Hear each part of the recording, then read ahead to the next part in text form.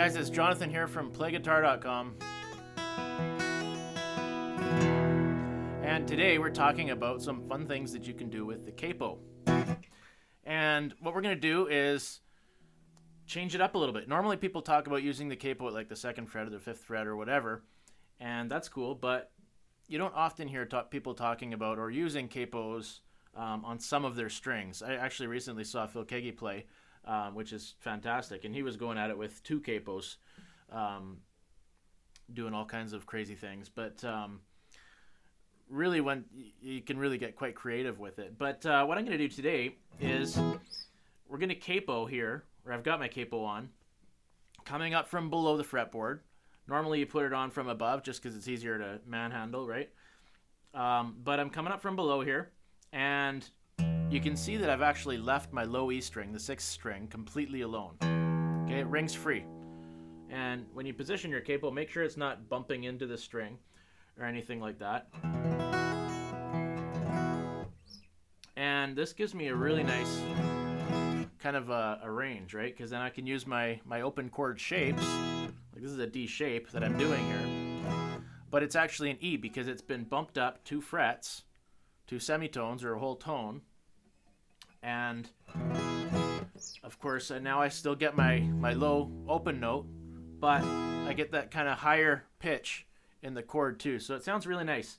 One thing that I really want to mention is when you use a Capo, especially on like some of your strings, take a second and check your tuning, because chances are if you just pop on your Capo, it's gonna pop your tuning out just a little bit, but it might be just enough to sound kind of off, especially if you're recording or performing or anything like that. Double check your tuning when you're using a Capo. It's really important. I mean, double check your tuning anyways, but Capos tend to throw an extra kink in the works there. So anyways, what we're doing here, I just wanted to show you this little chord progression I've been playing around with. And as I mentioned before, actually this is kind of like drop D tuning, if you're familiar with drop D. Drop D is probably one of my favorite, just kick back, grab a guitar, and do some noodling. And I often flip it into drop D. I just really love having that low note, the low D, ring through over the things that I'm playing. And this here is kind of a neat little compromise because you don't actually have to detune your guitar, although one string isn't really that much of a heartbreak. But you don't have to detune your guitar, and you get a whole different key. You get E, and you get an extra little benefit, which is really cool, because in drop D, you have to deal with the fact that, see, normally your lower strings here are a 4th apart. From E to A is a 4th. When you drop that E down to D, now it's a 5th apart. That brings some cool things that you can do, but it also kind of breaks your standard chord shapes, especially like G, for instance, or your bar chords, or things like that. They're just broken, and you can't, your fingering gets all really messed up, and it becomes more difficult to deal with. So you have to learn alternative chord shapes when you're using the 6th string in drop D.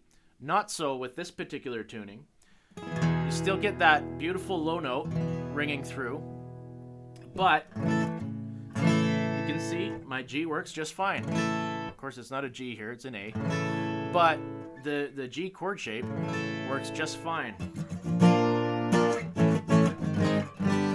Bar chords work just fine. Everything is going to work just fine because you haven't actually changed any of the relationships of one string to another. Okay, so it's only the open notes that's affected here. So what we're going to do is everything gets shifted up 2 frets.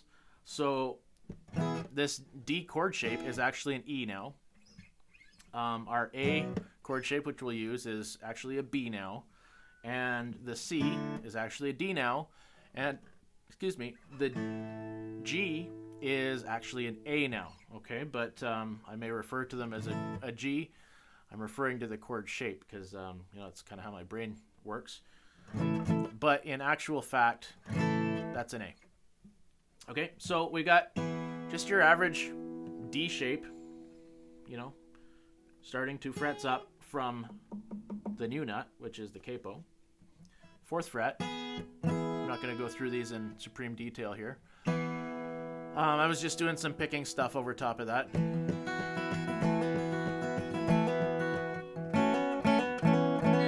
Hammering on with my index finger, the 1st finger, on the 4th fret of the 3rd string. And I kind of catch the 4th and the 3rd string there.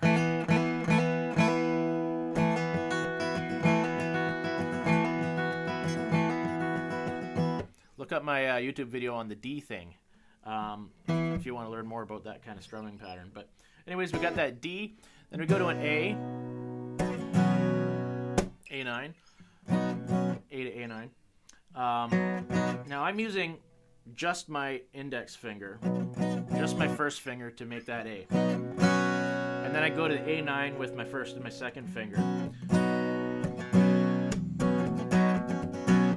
Now the reason for that is I do that oftentimes just playing open too, but you'll find more and more the higher you move up the fretboard, if you capo it and you're trying to get 3 fingers, as you might normally with your A, onto a single fret, right side by side, it becomes more and more difficult.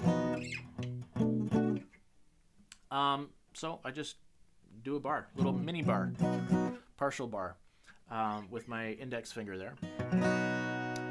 And make sure if you're going to do that, the trickiest part is not so much getting those 3 strings to ring through clearly, but it's getting the 1st string to really ring through clearly. You really got to make sure your finger, you know, really bends so that the 1st string can pass through underneath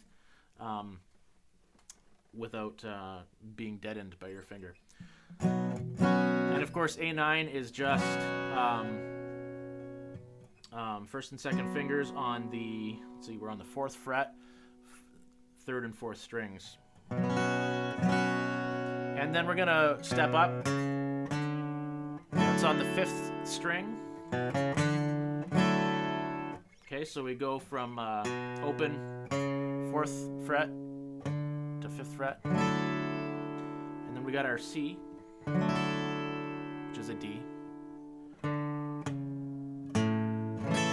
then we're down to our G, which is an A. And then this is the cool part, I think, because you go, and that's where you get your low E, which sounds so cool. So, you're probably familiar with the D with an F sharp bass. Well, what we're doing is, this is E with a G sharp bass, right? Exactly the same thing. I'm wrapping my thumb around here. If you can't get that with your thumb, you could try doing that. You're kind of missing out right there on the A, but you can play around with different ways to do that. Or you could just hit the bass note just like that. That sounds cool. And then, most important, let that E really come through. When you're using these types of tunings, like open, or not open D, but drop D, or this particular one, try to get your low note to ring through as much as you can, because that's when you're really going to get that, the uniqueness that's part of that tuning to come through and to really shine. So let's just take a spin through it. Honestly, the tempo, whatever, the picking, strumming, that's not really what this lesson's about. So I leave that totally up to you. Hopefully you kind of grab, I think it's a neat chord progression. Maybe you can take that and come up with something totally unique that's all you. So this is how I've been playing it for a few minutes. Let's go through it. So there's our E, our B, D, A,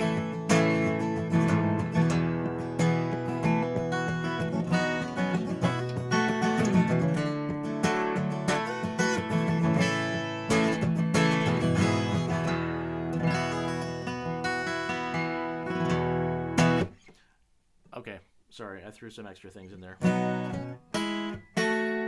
Some inverted thirds there. You can look up my YouTube lessons on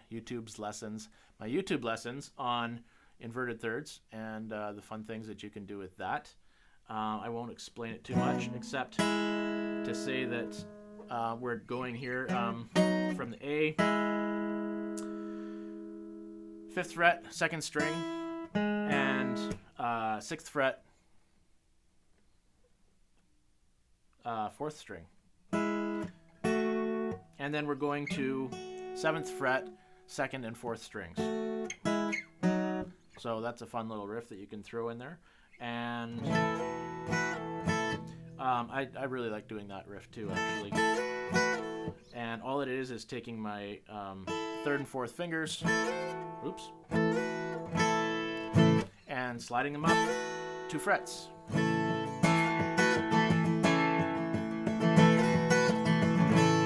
And when you're doing that,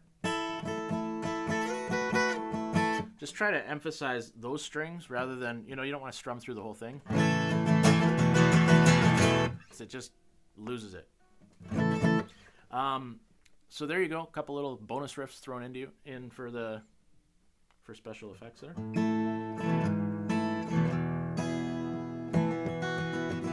So it's Jonathan Bocher here from PlayGuitar.com, signing off. Head on over to the site, PlayGuitar.com, sign up. It's a ton of fun. We got free lessons over there. We got bigger lessons, all kinds of stuff. See you there, and see you again next time. Oh, don't forget to subscribe to the YouTube channel.